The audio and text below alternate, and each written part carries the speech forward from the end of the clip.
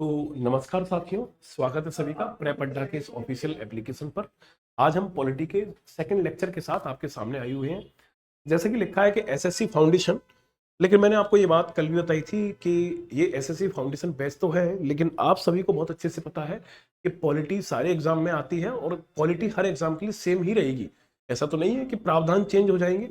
जो कॉन्स्टिट्यूशन में लिखा है भाई वो तो सेम रहेगा ना। तो सारे एग्जाम्स को आप जो टारगेट करते हैं आप, या किसी एग्जाम की तैयारी कर रहे हैं, तो वहां आपके लिए बहुत ज्यादा कारगर रहेगी आप। ठीक है। तो लास्ट क्लास में हमने आपसे बात की थी कि संविधान क्या है और राज व्यवस्था क्या है, पॉलिटी क्या है, कॉन्स्टिट्यूशन क्या है, इसके विषय में हमने बहुत सारी बातें की थी। अच्छा, ये क्लास सेकंड है। यहाँ आपसे मैं एक थोड़ी सी बात कहूंगा कि आप क्लास वन को एक बार वॉच कर ले, फिर आप क्लास सेकंड की ओर आए, तो आपको बहुत बेहतर तरीके से, बहुत ही उम्दा तरीके से आपको समझ में आएगा। ठीक है। अब मैं ऐसी आशा करता हूं कि सारे बच्चे स्वस्थ होंगे और मस्त होंगे और अच्छे से पढ़ाई कर रहे होंगे, और नहीं कर रहे हैं तो बहुत जल्द अपनी पढ़ाई को शुरू करें और अपने भविष्य के लिए कुछ अच्छा करने का प्रयास करें। चलो, तो अपन सीधे बढ़ चलते हैं। संविधान क्या है ये बातें तो हमने कल कर ली थी, लेकिन आज हम ये जानेंगे कि भाई संविधान बना कैसे। तो संविधान क्या है वो तो आपको कल की बातों में आपको सारी चीजें क्लियर हुई होंगी, लेकिन यहां हम ये जानते हैं कि आखिरकार संविधान बना कैसे है। तो बेटा, संविधान बना कैसे है, तो उसके लिए सबसे पहले एक बनी थी संविधान सभा। क्या बनी थी? संविधान संविधान सभा, यानी कि कॉन्स्टिट्यूएंट असेंबली। कॉन्स्टिट्यूएंट असेंबली मैंने शॉर्ट में लिख दिया बेटा, इतनी तो आप समझ पाएंगे चीजों को कि कॉन्स्टिट्यूएंट असेंबली ही संविधान सभा है। ठीक है। हिंदी इंग्लिश वाले बच्चे बिल्कुल भी परेशान नहीं होंगे। ठीक। Constituent assembly. अब संविधान सभा क्या है, उससे पहले हम जानेंगे कि हमारे देश में जब अंग्रेजों का शासन चल रहा था, तो अंग्रेजी सत्ता हमारे देश में चल रही थी, यानी कि भारत एक उपनिवेश, यानी कि भारत एक ब्रिटिश कॉलोनी बनकर बैठा था। अब हम ऐसे समय पर क्या करें, तो हम लगातार स्वराज की मांग कर रहे थे। किसकी मांग कर रहे थे? स्वराज। तो बेटा पहले तो हमें समझना है कि स्वराज क्या है, तो थोड़ा इसको समझें। स्वराज ये बना है बेटा स्व प्लस राज शब्द से। ठीक है। स्व मतलब होता है सेल्फ। क्या मतलब होता है? सेल्फ। ठीक है। देखो, हिंदी में जब लिखते हैं ना, तो हिंदी में भी इसे ऐसे ही लिखा जाएगा, स्वराज। ठीक है। तो स्वराज ही लिखेंगे, स्वराज। अब यहाँ प्रश्न इस बात का है कि सबसे पहले हमने स्वराज की मांग कब की। तो पहली बार स्वराज की मांग आपसे पूछेंगे, पहली बार स्वराज की, पहली बार स्वराज की मांग। तो पहली बार आप सभी को याद रखना है कि पहली बार जो स्वराज की मांग हुई थी वो कब हुई थी, तो 1895 में हुई। कब हुई? 1895। और जो बिल था जिसमें इसको मांगा गया था, उस बिल का नाम था स्वराज बिल। कौन सा बिल था? स्वराज बिल। ठीक है। बात आपको बराबर हुई होगी 1895 में स्वराज बिल के माध्यम से। अब यहां आपको ये समझना है कि ये जो स्वराज बिल था, इसको पेश किसने किया था? पेश नहीं, दरअसल में ये एक अनौपचारिक मांग थी। ठीक है। इसको तिलक साहब ने पेश किया था। किसने? तिलक जी ने। बाल गंगाधर तिलक। सारे बच्चे अच्छे से जानते हैं इनका नाम। तो इनने इसको रखा। लेकिन बेटा आपको याद रखना है, ये मांग कैसी थी? ये टोटली अनौपचारिक थी, यानी कि इनफॉर्मली मांग की थी। यानी कि आप ऐसे समझें, ये मांग पूरी तरीके से ऑफिशियल नहीं थी। ठीक है। अनऑफिशियल थी। ठीक है। कैसी थी? अनऑफिशियल। ठीक है। अनऑफिशियल। ठीक है। अनौपचारिक रूप से। अब बहुत अच्छे से एक बात समझ लेनी है आप। स्वराज बिल हिंदी इंग्लिश, देखो जिन बच्चों को ऐसी प्रॉब्लम लगे, तो देखो कुछ शब्द जो सेम रहते हैं ना, उसको मैं एक ही स्क्रिप्ट में लिखता हूं। जैसे स्वराज तो ये लिखा है, बिल को बेटा बिल बोलेंगे, तो कोई दिक्कत नहीं है। ठीक है। 1895 में। अब आखिरकार इसमें क्या प्रावधान किए गए थे, इसमें क्या मांगे रखी गई थी, क्या मांगे रखी गई थी? तो यहां सबसे पहली बात बोली गई थी कि सभी नागरिक समान है। क्या बोला गया? सभी नागरिक समान है। सभी नागरिक समान है। समान है, ये बात बोली इसमें। यानी कि all citizens will be equal. All citizens will be equal, इस प्रकार की बात बोली गई इसमें। ठीक है सर, हम समझ पाएंगे आपकी बातों को। Very good. और क्या इसमें बोला गया? तो बेटा यहां बात की गई स्वतंत्रताओं की। कैसी? धार्मिक, धर्म की स्वतंत्रता। ठीक है। यहां बात की गई कैसी? बोलने की स्वतंत्रता, बोलने की। विचार की स्वतंत्रता, विचार की। अभिव्यक्ति की स्वतंत्रता, अभिव्यक्ति। ठीक है। अभिव्यक्ति की स्वतंत्रता। इन स्वतंत्रताओं की बात की गई इसमें, इसी बिल में। अभिव्यक्ति की स्वतंत्रता, बेटा इन स्वतंत्रताओं की इसमें बात की गई। यानी कि इसको हम ऐसे कह सकते हैं, इंग्लिश वाला बच्चा इसको ऐसे लिख सकता है, फ्रीडम ऑफ इसकी रिलीजन की, फ्रीडम ऑफ रिलीजन, स्पीच, ठीक है, बोलने की, विचार की, थॉट, ठीक है, एक्सप्रेशन, ये सारी की सारी स्वतंत्रताओं की इसमें बात की गई थी स्वराज बिल में, जो कि तिलक साहब के द्वारा प्रस्तुत किया गया था। और इसमें यह भी बोला गया था कि ऑल सिटीजन्स आर इक्वल, यानी कि विल बी इक्वल, इस तरीके की बात है। और साथ ही साथ में भारत को इसमें लोकतांत्रिक, भारत को बेटा कैसा, लोकतांत्रिक और आत्मनिर्भर बनाने की बात की गई। किसकी बात की गई? लोकतांत्रिक और आत्मनिर्भर, ठीक है, और आत्मनिर्भर बनाने की बात की गई, आत्मनिर्भर, ठीक है, to make India self reliance, इसको बेटा क्या बोलेंगे? सेल्फ रिलायंस, ठीक है। और ये क्या है? लोकतांत्रिक मतलब होता है डेमोक्रेटिक, क्या मतलब होता है? डेमोक्रेटिक, ठीक है। अब सर थोड़ा हमें समझा तो दो, आपने लिख तो दिया बोर्ड पर, तो बेटा हम आपको समझाते हैं, ठीक है, तो सुनना बात को ध्यान से। सभी नागरिक समान है, all citizens will be equal. अब कितनी अच्छी बातें बोल रहे हैं वो। दूसरी कह रहे हैं कि हर व्यक्ति को धर्म और विचार की, उसको आजादी से बोलने की, उसको अभिव्यक्ति की इस प्रकार की स्वतंत्रताएं दी जाएंगी। तो इस प्रकार की उन्होंने बातें लिखी। और भारत को एक लोकतांत्रिक यानी कि डेमोक्रेटिक कंट्री बनाने की बात, और साथ ही साथ आत्मनिर्भर यानी कि हम कैसे हो सके, हम सेल्फ रिलायंट हो सके, इस प्रकार की उन्होंने बातें की इस स्वराज बिल में। तो कहीं ना कहीं देख रहे हैं ना, एक प्रकार से हम कुछ मांग रहे हैं अंग्रेजों से, हम संविधान मांग रहे हैं अपना, हम कुछ अधिकार मांग रहे हैं, इस तरीके की तो बातें हो रही हैं। चलो कोई बात नहीं, इसका स्क्रीनशॉट ले लें आप, ठीक है, तरीके से। और कॉपी में नोट्स बना रहे हैं तो नोट्स बना लें, बहुत अच्छी बात है, ठीक है। देखो अब यहां प्रश्न इस बात का है कि पहली बार ये स्वराज शब्द आया कहां से है, स्वराज शब्द आया कहां से है? तो स्वराज शब्द का प्रयोग, स्वराज शब्द का प्रयोग, शब्द का प्रयोग यानी कि टर्म, यानी कि ऐसे लिख सकते हैं, the term Swaraj used first time, used in, कहां यूज्ड किया गया इसको पहली बार? तो सारे बच्चे बहुत ध्यान से सुनेंगे। 1875 में, कब की बात चल रही है? 1875 में एक बुक लिखी गई थी।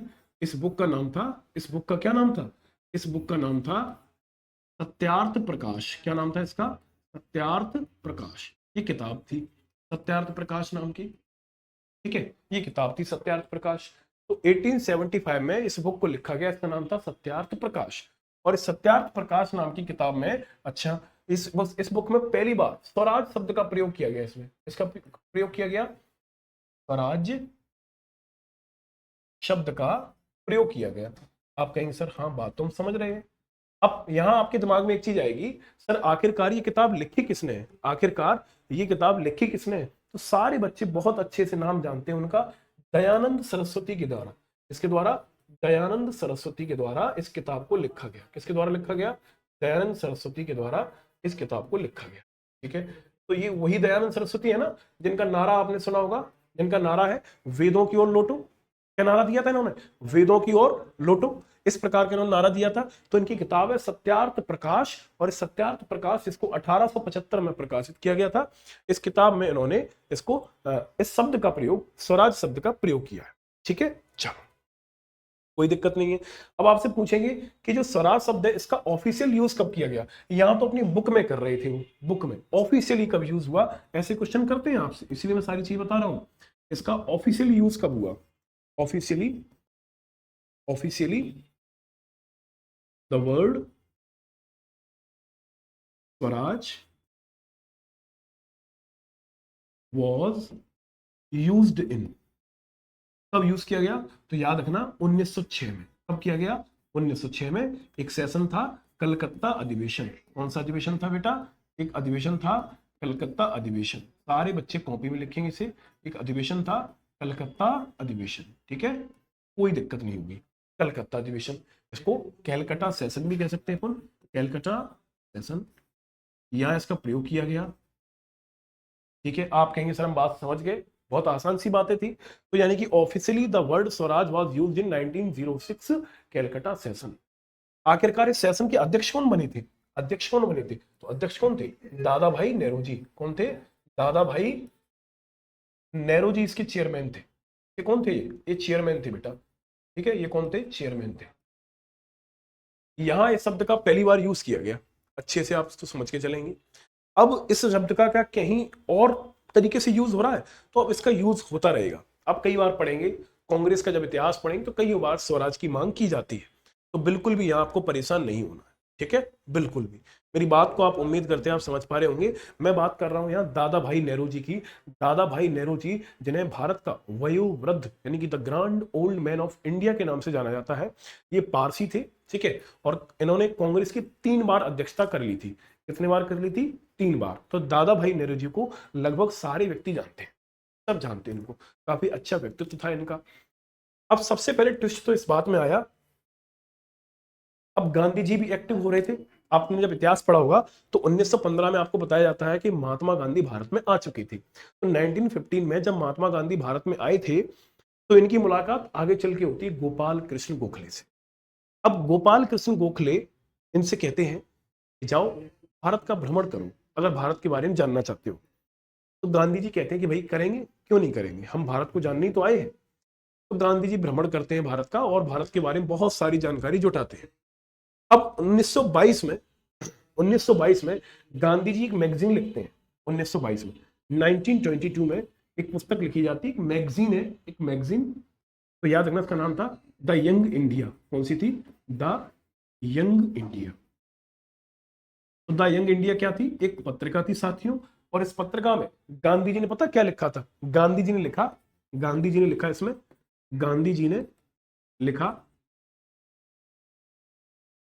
क्या लिखा पता है आपको? ये बहुत बार एग्जाम में पूछा गया है कि संविधान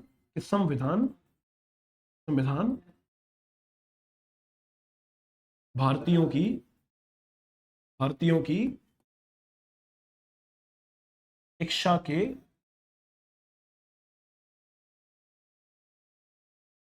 अनुसार होना चाहिए।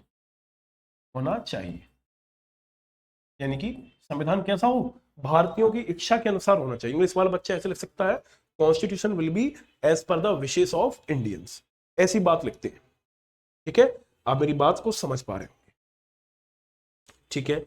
बहुत अच्छे से सारी चीजें आपको क्लियर हुई कि सर आपने स्वराज शब्द का प्रयोग बताया, कब किया गया? तो स्वामी दयानंद सरस्वती के द्वारा, उनकी किताब है सत्यार्थ प्रकाश, वहां किया गया। स्वराज शब्द का ऑफिशियल यूज का किया गया दादा भाई नेहरू जी के द्वारा कलकत्ता अधिवेशन में। और 1922 में द यंग इंडिया नाम की एक पत्रिका है, जहां गांधी जी ने एक शब्द बोला था, एक वाक्य बोला था कि संविधान भारतीयों की इच्छा के अनुसार होना चाहिए। अब संविधान बने कैसे? तो संविधान को बनाने के लिए पहले में चाहिए संविधान सभा। क्या चाहिए? कॉन्स्टिट्यूएंट असेंबली चाहिए हमें। तो पहली हेडिंग डलेगी अपनी, इसमें एक पॉइंट बनेगा, पहली बार कॉन्स्टिट्यूएंट असेंबली की मांग। कॉन्स्टिट्यूएंट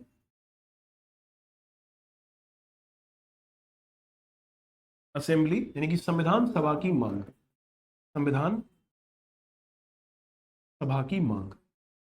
सारे बच्चे बहुत अच्छे नोट्स बनाएंगे, सारे बच्चे बहुत अच्छे नोट्स बनाएंगे शाम में। पहली बार संविधान सभा की मांग आपसे पूछी जाएगी साथियों। देखो अभी तक मैंने आपको बताया था कि स्वराज क्या है और स्वराज शब्द निकला कहां से है, स्वराज को किस प्रकार से इसको फैलाया गया है, और गांधी जी ने कैसे द यंग इंडिया नाम की पत्रिका में किस तरीके से लिखा था कि भारतीय जो संविधान होगा वो भारतीयों की इच्छा के अनुसार होगा। लेकिन यहां समझने वाली बात यह है कि पहली बार संविधान सभा की जो मांग की जाती है वो कब की जाती है? वो 1934 में, आपको याद रखना है 1934 में एम एन रॉय के द्वारा। किसके द्वारा की जाती है? एम एन रॉय के द्वारा की। बात को आप समझना बहुत तरीके से। जब एम एन रॉय ने पहली बार 1934 में संविधान सभा की मांग की, अब यहां प्रश्न इस बात का उठता है, क्या अंग्रेज हमारी इस मांग को पूरा करेंगे? तो देखिए अंग्रेज किस तरीके से हमें चीजों को ऑफर करते हैं। जैसे अंग्रेज 1940 में एक प्रस्ताव लेकर आएंगे, अगस्त प्रस्ताव।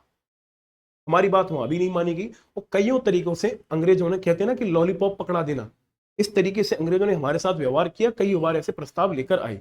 लेकिन फाइनली हमें संविधान सभा बनाने का मौका मिला। कब? तो इसका आप स्क्रीनशॉट ले लें। कब मिला? तो 1946 में एक मिशन आया, कैबिनेट मिशन। कौन सा मिशन आया? Cabinet mission. इस कैबिनेट मिशन ने हमें अनुमति दी संविधान सभा बनाने की। कैसे दी? फटाक से इसका स्क्रीनशॉट ले लो जल्दी से।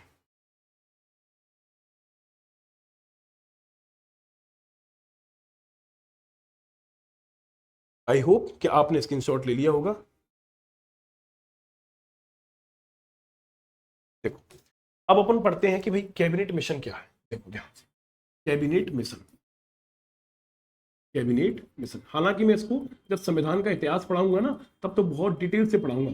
संवैधानिक इतिहास जहां एक्ट पढ़ेंगे अपन, है ना, regulating act, Pitt's India act, charter act. अभी तो आप संविधान की ओर चल रहे हैं, वो मैं लास्ट में कराता हूं अक्सर में, ठीक है। कैबिनेट मिशन कब आया? तो 1946 मार्च का महीना था बेटा। कौन सा महीना था? मार्च का। और यहां से हमें क्या मौका मिला? संविधान सभा बनाने की अनुमति मिल गई हमें, ठीक है। कैबिनेट मिशन ने कहा कि भारतीय अब अपना संविधान बनाएंगे। कैबिनेट मिशन को इंग्लिश में बच्चा ऐसे लिखेंगे, सब कुछ इसमें ऐसा रॉकेट साइंस तो नहीं है, ठीक है। कैबिनेट मिशन 1946 में बात की गई। अब यहां ये बात जानना जरूरी हो जाती है कि कैबिनेट मिशन के तहत भारत में क्या हुए, संविधान की सभा के जो सदस्य हैं, जैसे आपसे समझना है, संविधान सभा है ना, कॉन्स्टिट्यूएंट असेंबली, संविधान सभा सदस्यों का चुनाव हुआ, सदस्यों का चुनाव, सदस्यों का चयन। सदस्य अपन डायरेक्ट ऐसे लिख लेते हैं, यहां आपको बात थोड़ी सी क्लियर हो जाएगी। सदस्य तो टोटल आपसे कई बार एग्जाम में पूछा गया है कि संविधान को बनाने के लिए संविधान सभा में टोटल कितने सदस्य हुआ करते थे, तो 389 सदस्य चुने गए। कितने चुने गए? 389। यहां बहुत ही महत्वपूर्ण बात आपको समझ लेनी है, इसको अपन ऐसे स्प्लिट करके पढ़ते हैं इस तरीके से, सुनना बात को ध्यान से। देखो, 292 सदस्य और 4 सदस्य और 93, इन सबका आप टोटल कर लेना। देखो मैं करके दिखाता हूं आपको, 4 3 7 और 1 9, ठीक है, 9 हो गए, 9 9 18 और एक कैरी लगी तो 3 हो गया। इस प्रकार से एक स्ट्रक्चर था। इसमें से 292 सदस्य थे और जो 4, अच्छा 4 जो सदस्य थे ये कमिश्नरीज से आए थे। कहां से आए थे? कमिश्नरीज से, है ना, कमिश्नरीज।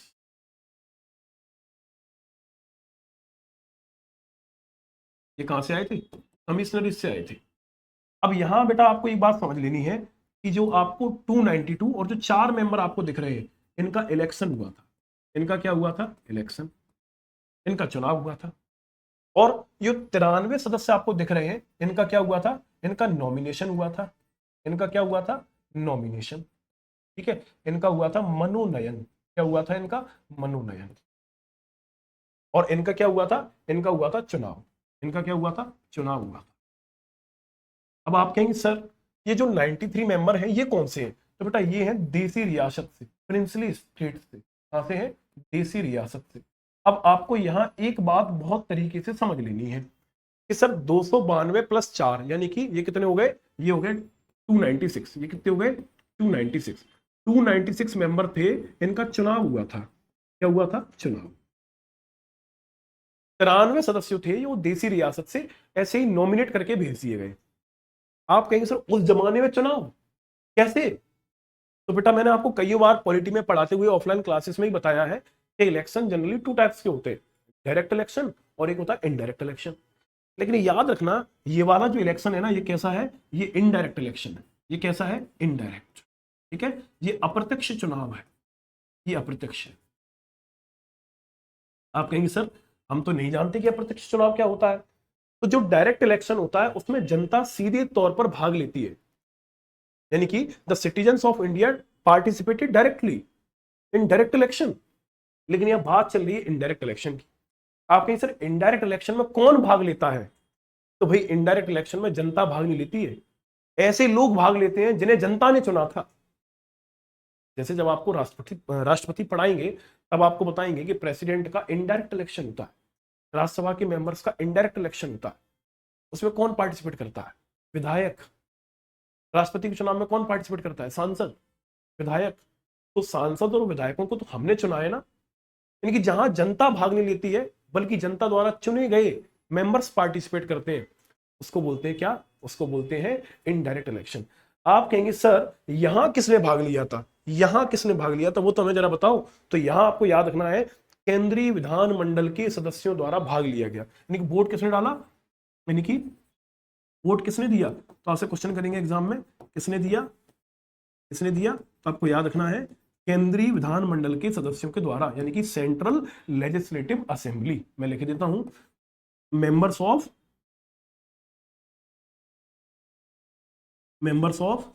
सेंट्रल लेजिस्लेटिव और असेंबली, ठीक है, इस शॉर्ट में तो आप समझ पाएंगे ना, केंद्रीय विधानमंडल। तो यहां आपसे प्रश्न आएगा कि भाई जो संविधान सभा में 296 मेंबर चुने गए थे, उनके इलेक्शन में किसने वोट डाले थे? तो आपको याद रखना है, members of central legislative assembly, इन्होंने वोट डाले थे। तो अब प्रश्न इस बात का है कि members of central legislative assembly जो थे वो कितने थे, वही तो आपसे एग्जाम में क्वेश्चन बनेगा। तो आप उसको नोट करके लिखेंगे, वो जो टोटल मेंबर थे वो थे 1585। कितने थे?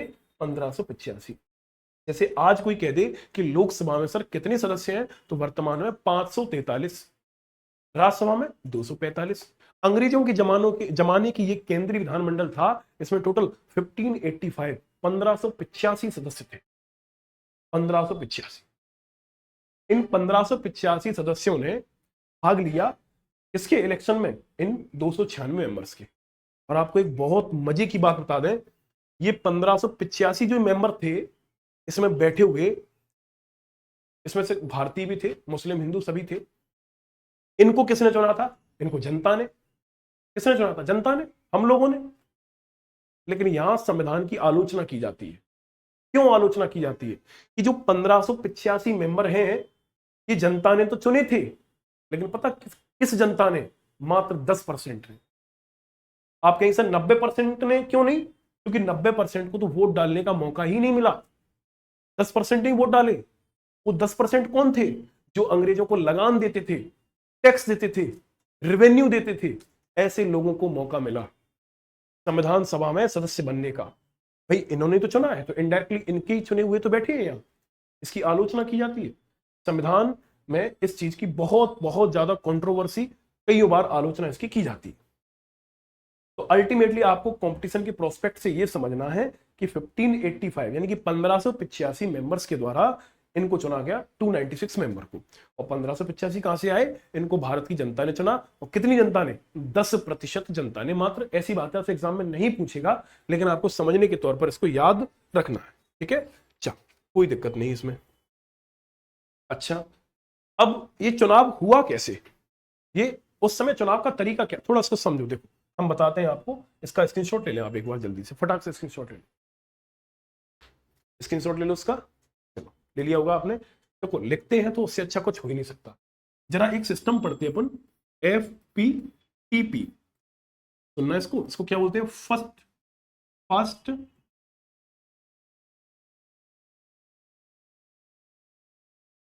फास्ट द पोस्ट, ये इसको बोलते हैं। ठीक है, ये अमेरिका में और ब्रिटेन में इसका बहुत यूज किया जाता है। इसका अमेरिका में और ब्रिटेन में इसका बहुत बहुत ज्यादा यूज करते हैं। तो भारत में भी यूज होता है। ये क्या है? सुनना ध्यान से बात को मेरी, सारे लोग, सारे के सारे बच्चे इसको तसल्ली से सुनना। एक छोटा सा एग्जांपल ले रहे हैं। जैसे मान के चल रहे एक जगह है, एक्स नाम की एक जगह है। एक्स एक जगह है, ठीक है। और यहां पर विधायक का चुनाव होना है। विधायक का, किसी विधायक का चुनाव होना है। ठीक है, विधायक का क्या होना है? चुनाव,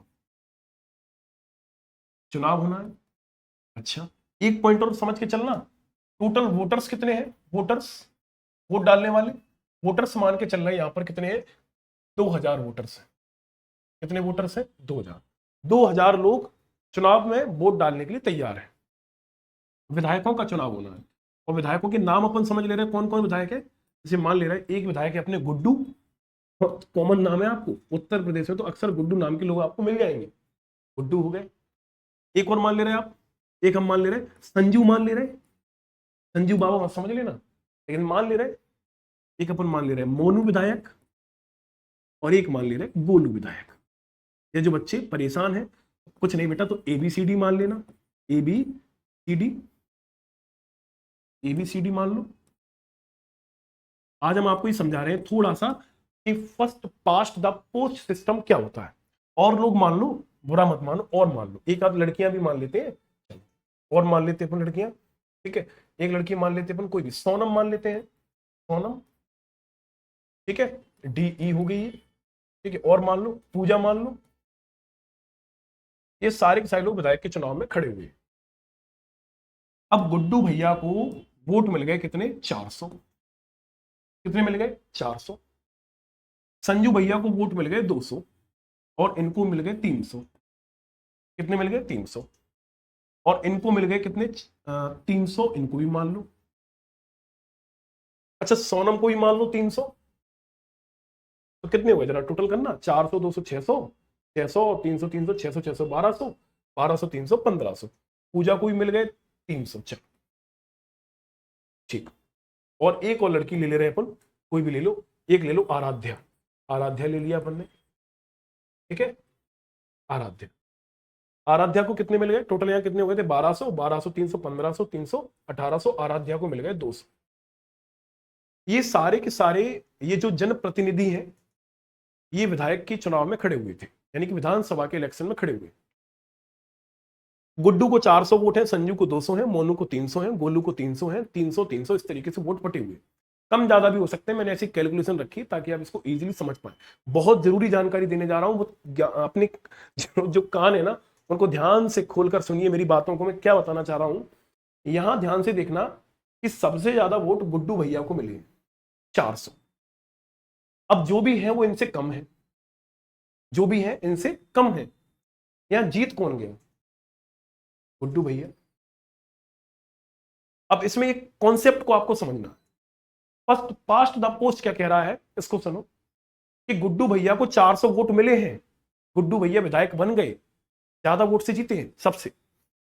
लेकिन एक सिस्टम और काम करता है 50% +1 यानी कि 2000 का आधा कितना होगा 1000, 1000 +1। ये आपको पढ़ाएंगे जब प्रेसिडेंट का इलेक्शन पढ़ाएंगे, इसको बोलते हैं सिंगल ट्रांसफरेबल वोट सिस्टम। ये थोड़ा सा साइड कर दो अभी, ठीक है, इसको हमें भी नहीं समझना है। गुड्डू भैया को 400 वोट तो मिले हैं, जीत गए, लेकिन आप एक चीज समझने की कोशिश करें, 1600 लोग ऐसे हैं जो नहीं चाहते थे कि गुड्डू भैया जीते, गुड्डू भैया को पसंद नहीं करते थे। कितने लोग हैं 1600, फिर भी गुड्डू भैया जीते। मैं क्या कहना चाह रहा हूं, टोटल 2000 वोट थे, 400 मिल गए गुड्डू भैया को, और गुड्डू भैया 400 वोटों के साथ सबसे आगे हैं तो जीत गए। लेकिन अभी भी यहां समझना है कि 1600 वोटर्स ऐसे हैं, 1600 व्यक्ति ऐसे हैं जिन्होंने गुड्डू भैया को वोट नहीं दिया। Ultimately I want to say that कि गुड्डू भैया को 1600 लोग पसंद नहीं करते, लेकिन फिर भी चूंकि सबसे ज्यादा है तो इसलिए उनको जीता हुआ माना जाएगा। तो इसी आधार पर इलेक्शन हो जाते थे, हालांकि अब तो अभी भी चलते हैं, विधायकों के चुनाव तो ऐसे ही होते हैं। जब आपको राष्ट्रपति का चुनाव पढ़ाएंगे, जब उसमें कोटा होता है 50% +1 का, जब तक वो पूरा नहीं हो जाएगा तब तक चुनाव को कंप्लीट नहीं माना जाएगा। वहां प्रेफरेंशियल सिस्टम चलता है, हमें प्रेफरेंस देना होता है कि हम पहले पर किसको रखना चाहते हैं, अगर ये नहीं जीते तो किसको रखेंगे हम, इस तरीके से। तो यहां 1600 लोग गुड्डू भैया से बिल्कुल भी खुश नहीं है। एक उम्मीद करते हैं आप first past the post system आप समझ पाएंगे, भारत में इसका अच्छे से यूज होता है, कोई दिक्कत वाली बात है ही नहीं है। यहां मेंबर समझ गए। अब यहां हम एक बात समझते हैं बहुत अच्छे से, बहुत तरीके से, ठीक है, बहुत अच्छे से समझते हैं। सुनना मेरी बातों को ध्यान से। मैंने आपको कहा कि टोटल संविधान सभा को बनाने के लिए 389 मेंबर्स, कितने मेंबर्स थे 389 मेंबर्स। अब यहां ट्विस्ट इस बात का है, ये 389 मेंबर्स कहीं ना कहीं किसी ना किसी समुदाय, किसी ना किसी पार्टी, किसी ना किसी संगठन से जरूर जुड़े होंगे। आप कहेंगे सर हाँ बिल्कुल जुड़े होंगे, ठीक है, तो हम बताते हैं। इसमें से कांग्रेस के, इसमें से आपको याद रखना है उस समय कांग्रेस के 208 मेंबर थे, क्योंकि भाई कांग्रेस तो बहुत पुरानी पार्टी है ना।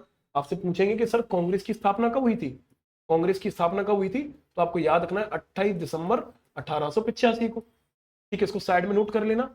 और एक और याद रखना, मुस्लिम लीग की स्थापना कब हुई थी, फाउंडेशन ऑफ मुस्लिम लीग, तो मुस्लिम लीग की स्थापना हुई थी 30 दिसंबर 1906, कहां पर, ढाका में, कलीमुल्ला खां के द्वारा। और कांग्रेस की एलन ऑक्टेवियन ह्यूम, एओ ह्यूम के द्वारा। यहां समझना यह है कि कांग्रेस को 208 मेंबर यहां कांग्रेस के हुआ करते थे 389 में। आपसे पूछेंगे कि सर मुस्लिम लीग के कितने थे, मुस्लिम लीग, तो मुस्लिम लीग के बेटा कितने थे, तो मुस्लिम लीग के हुआ करते थे इसमें 73 मेंबर्स। कितने मेंबर्स थे 73। आसान शब्दों में आपको समझना है। अब यहां आपको समझना है कि अदर पार्टीज, जो छोटी पार्टियां हुआ करती थी, अदर पार्टीज, छोटी पार्टीज, उसके कितने मेंबर्स थे वो आपको जानना है, क्योंकि हमारा टोटल तो कितना होना चाहिए 389 तक होना चाहिए, ठीक है। तो अदर पार्टीज के इसमें 7 मेंबर हुआ करते थे। कितने मेंबर थे 7 मेंबर। और आपको समझ लेना है कुछ लोग ऐसे थे जो जिनकी कोई पार्टी नहीं थी, ठीक है, तो निर्दलीय थे, नोटा वाले थे वो, तो मतलब निर्दलीय थे जिनकी कोई पार्टी नहीं थी, ठीक है, तो ऐसे कितने लोग थे? टोटल 8 थे। टोटल आप करेंगे तो ध्यान से देखना, 8 8 16, 16 और 16 और 7 कितने हो गए आपके? 16 और 7 आपके कितने हो गए? 16 और 7 ये कितने हो गए? 23। अच्छा टोटल गलत हो रहा है अपना, 208 73। ठीक है, 8 और 7 जरा इसका टोटल करें, 8 और 3 11, 11 और 7 कितने हो गए? 11 और, अच्छा हाँ वो कमिश्नरीज वाले हो गए। अच्छा ये इसको हमें पूरे नहीं देखना है, ये तो आए थे। देखो चुनाव तो हमारा टोटल 296 पर हुआ था ना, मेंबर टोटल, ये तो टोटल है मेंबर्स। देखिए इलेक्शन हमने कितने पर किया था? इलेक्शन तो 296 पर हुआ था, 296 पर। ठीक है, तो एक बार टोटल करते हैं अपन, 8 3 कितने हो गए? 11, और 11 और 7 कितने हो गए? 11 और 7 कितने हो गए? 18, 18 और 18 और 8 कितने हो गए? 26, दो कैरी। ठीक है सही है सब कुछ, यानी कि इलेक्शन तो 296 पर हुए थे, है ना, बचे हुए तो अपॉइंट हुए थे। तो उम्मीद करते हैं मेरी बातों को आप समझ पाए होंगे आसानी से आप। ठीक है, आप कहेंगे सर हम समझ गए सारी बातों को। अब 389 जो टोटल मेंबर थे 389, ये अलग अलग 296 जिनका इलेक्शन हुआ था वो इस तरीके से आए। क्या 389 मेंबर्स का कुछ बंटवारा भी था? क्या यहाँ कोई रिजर्वेशन था? तो बेटा बिल्कुल रिजर्वेशन था।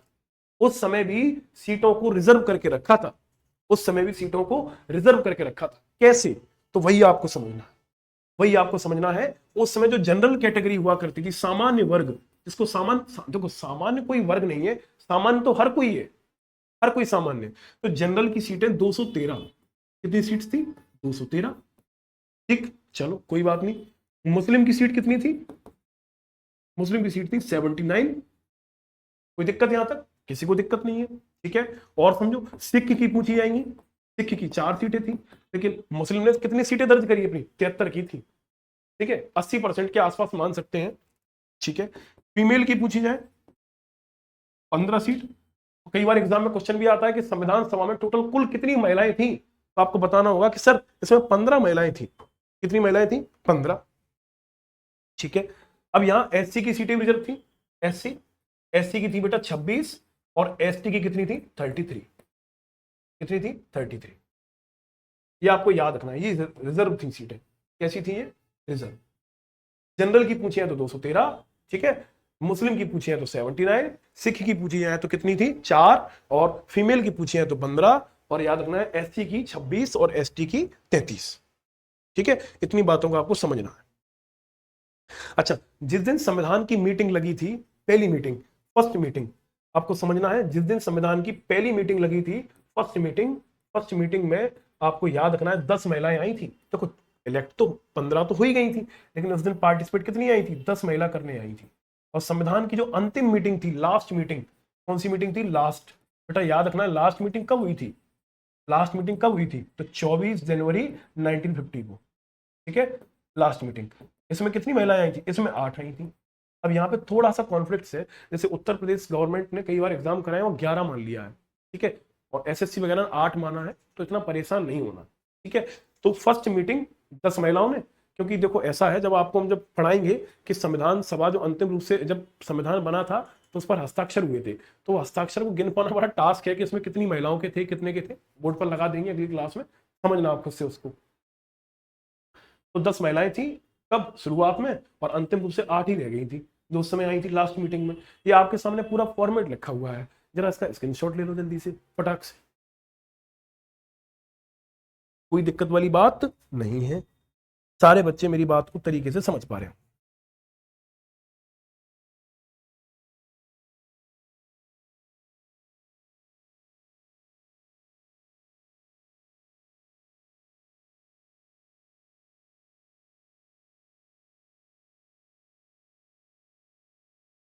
चलो आगे समझते हैं अपन, बहुत उम्दा तथ्यों को, बहुत उम्दा जानकारी तरीके से।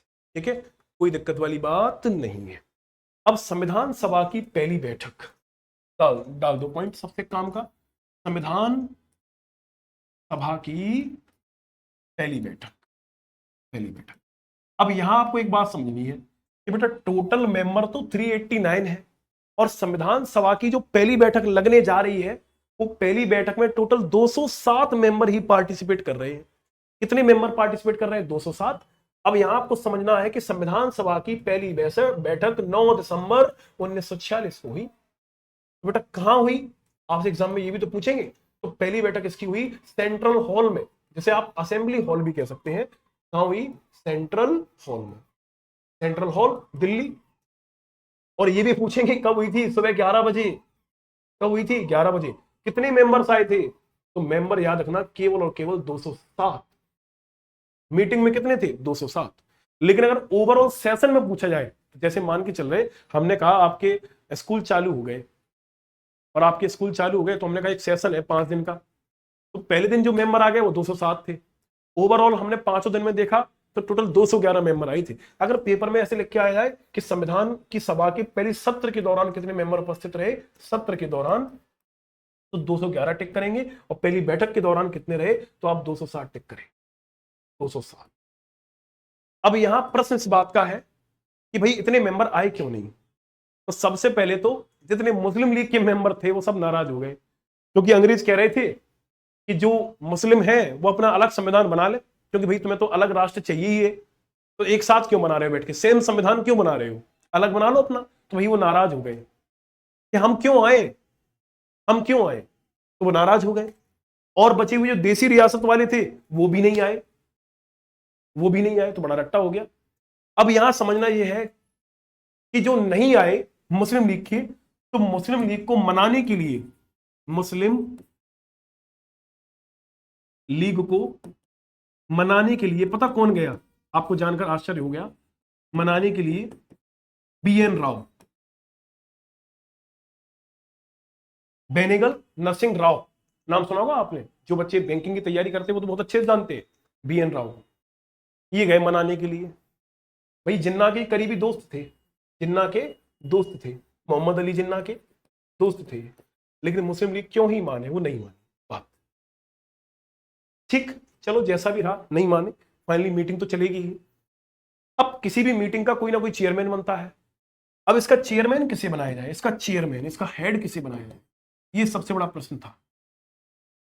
तो फ्रांस में एक सिस्टम चलता था कि वहां जो भी, हमने कईयों देशों के संविधान उठा के देखे, तो वहां जैसे कोई मीटिंग चली तो पहला चेयरमैन कौन बना?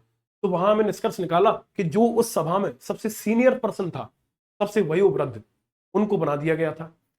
तो JB कृपलानी, जो हम आगे बताएंगे आपको, JB कृपलानी ने सजेस्ट किया कि चेयरमैन बना दो किसको? सच्चिदानंद सिन्हा को। किसको बना दो? सच्चिदानंद,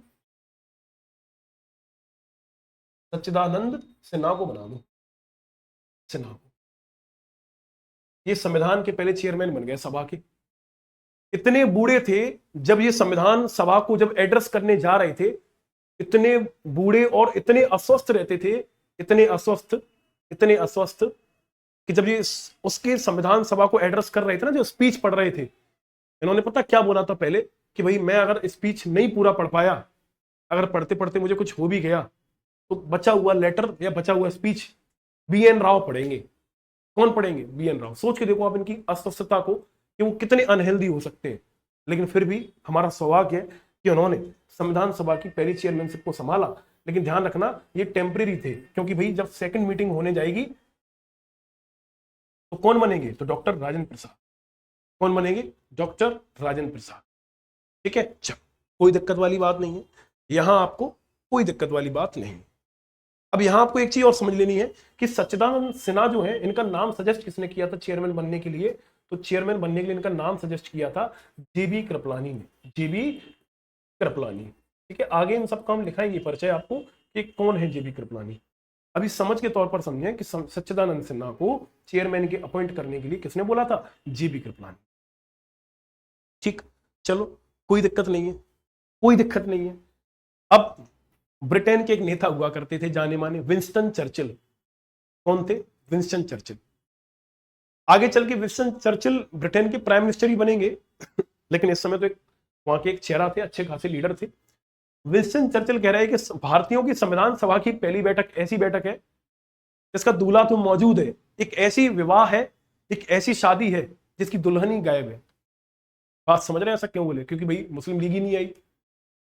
अब शादी करने तो जा रहा है दूल्हा, लेकिन दुल्हन ही नहीं है। तो संविधान सभा की पहली बैठक की आलोचना कर दी विंस्टन चर्चिल ने। उसने कह दिया कि एक ऐसा विवाह है जिसकी दुल्हन ही गायब है। अब सोच के देखिए इसकी किस लेवल पे आलोचना कर दी गई थी। खैर ठीक, अब वक्त आ चुका है सेकंड मीटिंग का। ये पहली बैठक हो गई, इसको याद रखना, ये फर्स्ट बैठक थी। कैसी थी ये? फर्स्ट। सेकंड बैठक समझते हैं अपन, सेकंड मीटिंग। सेकंड मीटिंग आपसे पूछेंगे सेकंड मीटिंग कब लगी, तो 11 दिसंबर 1946, 11 दिसंबर 1946। अब इलेक्शन हुआ, छोटा मोटा आपस में इलेक्शन, और इलेक्ट हुए कौन? डॉक्टर राजेंद्र प्रसाद। डॉक्टर राजेंद्र प्रसाद ये बने परमानेंट चेयरमैन, और आगे चल के बेटा यही बनेंगे भारत के राष्ट्रपति, president of India. Doctor Rajendra Prasad इतने होशियार हुआ करते थे कि मैट्रिकुलेशन में, यानी कि जो जिसको मैट्रिक्स कहते हैं, कक्षा 10 में उस जमाने में फर्स्ट डिवीजन से पास हुए।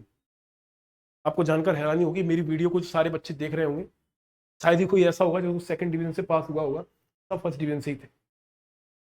आप सोचकर देखें, आज के बच्चे एकेडमिक लाइन में 10th में और 12th में बड़े आसानी से, फर्स्ट डिवीजन तो बहुत छोटी चीज है, A+ मार्क्स लेकर आते हैं, 90%, 95%, 99%। और यही बच्चे जब इनको किसी भी एग्जाम में बैठा दो जहां प्रतिस्पर्धा अच्छे स्तर की है, वहां 50% स्कोर नहीं कर पाते। 12th वाला बच्चा 12th में 90% ले आता है बायो या मैथ वाला, वही नीट में 50% नंबर नहीं ला पा रहा है, क्योंकि वही सिलेबस 12th का वहां है, वही वहां है। कारण क्या है? हमारे ये एग्जाम बोर्ड के वो एग्जाम बच्चे ही नहीं है, पूरा एजुकेशन सिस्टम खराब हो चुका है। आप ग्रेजुएशन देखिए अपनी कैसी हो रही है कॉलेजेस में। जिस दिन कॉलेज अपनी औकात पर आ गए, जिस दिन ग्रेजुएशन अपनी औकात पर आ गई, आपको पहले कंपटीशन कोचिंग बंद करके ग्रेजुएशन की कोचिंग लगानी पड़ेगी। समझ रहे हैं ना मेरी बातों को? वो सब पेपर ऐसे ही हो रहे हैं।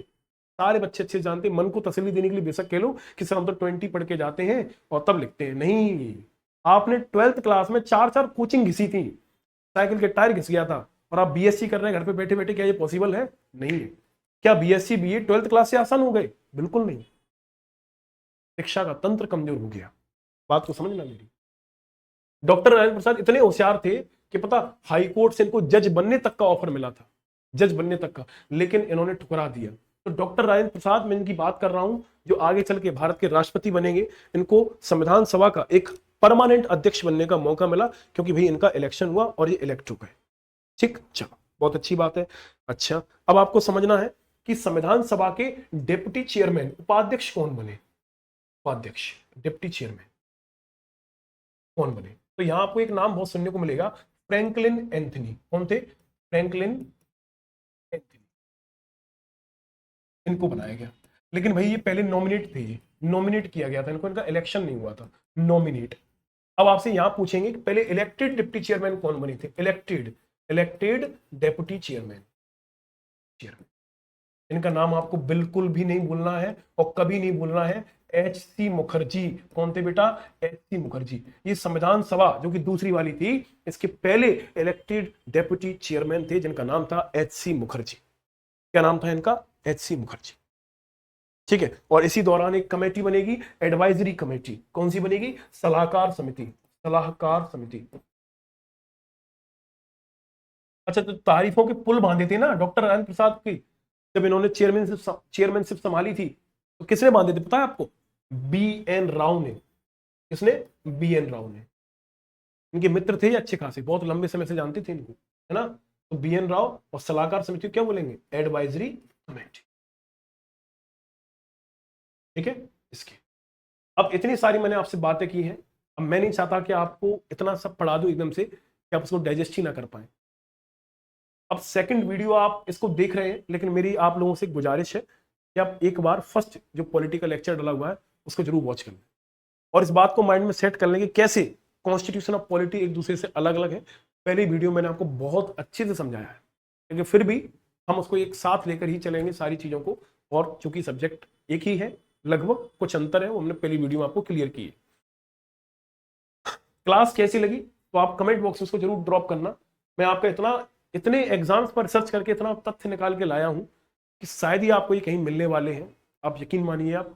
ठीक है, मैंने कईयों बार पॉलिटी को पढ़ाया है, लेकिन इस बार मैंने आपके जितने भी ज्यादा पुराने एग्जाम्स को नहीं देख रहा मैं तो आपको लास्ट 2 से 3 साल पुराने एग्जाम क्योंकि फ्रिक्वेंटली हो रहे हैं, उनके एग्जाम्स का निचोड़ निकाल कर, जो आपको एग्जाम में मैं ठोकर पॉलिटिकली कहता हूं, इससे बाहर आप क्वेश्चन निकाल के दिखाना एक बार मुझे, आप नहीं निकाल पाओगे।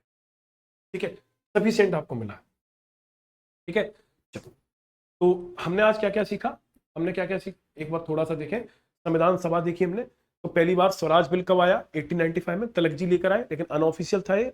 इसमें क्या क्या प्रावधान थे आपके सामने लिखे, ठीक है। फिर स्वराज शब्द का प्रयोग किसने किया, सत्यार्थ प्रकाश, क्योंकि स्वराज शब्द का प्रयोग किया दयानंद सरस्वती ने लिखा था इसको, इन्होंने ही नारा दिया था वेदों की ओर लौटो, ठीक है।